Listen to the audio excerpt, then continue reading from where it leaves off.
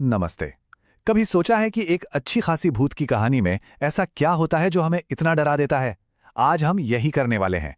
एक क्लासिक कहानी को लेंगे और परत दर परत खोलकर देखेंगे कि डर आखिर आता कहां से है। तो चलिए पीपल के पेड़ की इस कहानी के साए में चलते हैं। सोचिए, घना अंधेरा है और अचानक कोई आवाज सुनाई देती है। क्यों क्यों वो आवाजें इतनी डरावनी लगती हैं? बस यही सवाल है जो इस पूरी कहानी की जड़ में है। तो कहानी शुरू होती है एक बिल्कुल खामोश रात से। देखिए, किसी भी डरावनी कहानी का सबसे पहला नियम यही है, माहौल बनाना। और यहां माहौल बनाने का काम करती है ये खामोशी।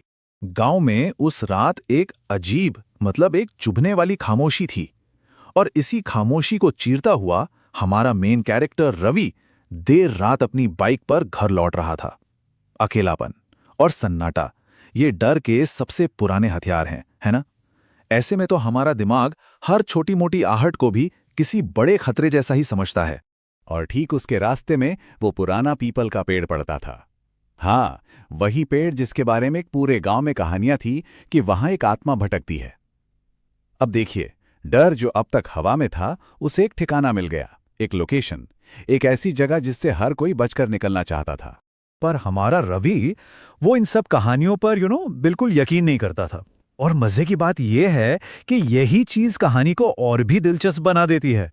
क्योंकि अक्सर ऐसा ही होता है ना, जो किरदार खतरे को मानता ही नहीं, सबसे पहले सामना भी उसी का होता है। हमें पता होता है कि खतरा तो असली है और इसलिए हम उस किरदार के लिए और ज्यादा डरने लगते हैं, जो बेचारा खुद बेखबर है।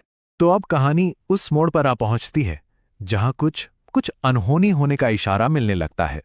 बस यही से डर का मीटर धीरे धीरे ऊपर जाना शुरू होता है।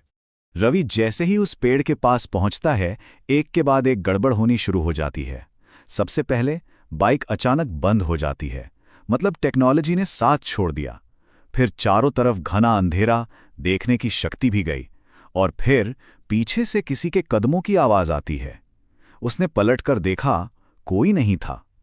ये देखिए, डर पैदा करने का एक क्लासिक फॉर्मूला है।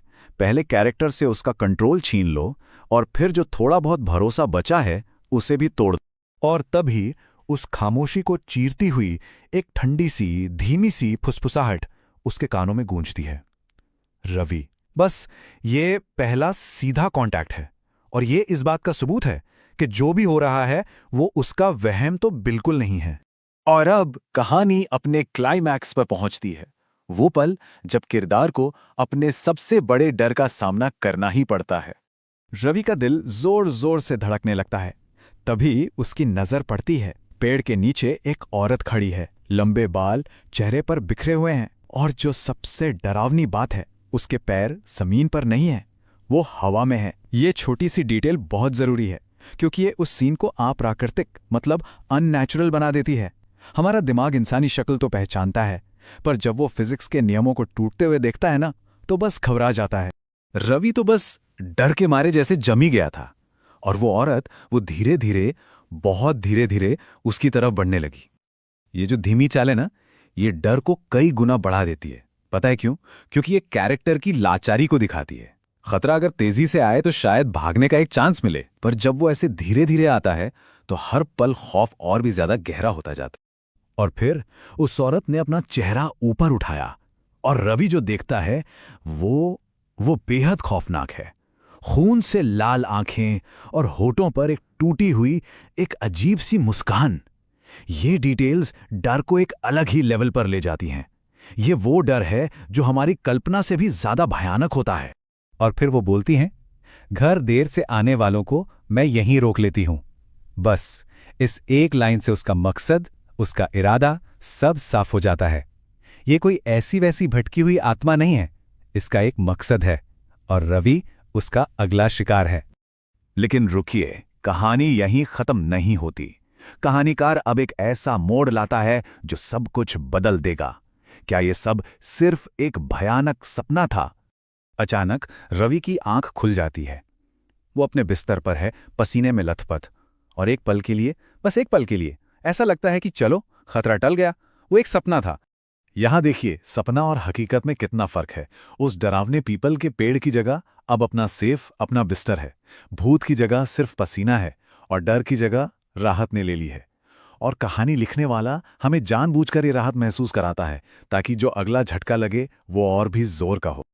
रवि एक गहरी राहत की सांस लेता है, घड़ी देखता है, रात के 12 बजे हैं। सब कुछ नॉर्मल लगता है।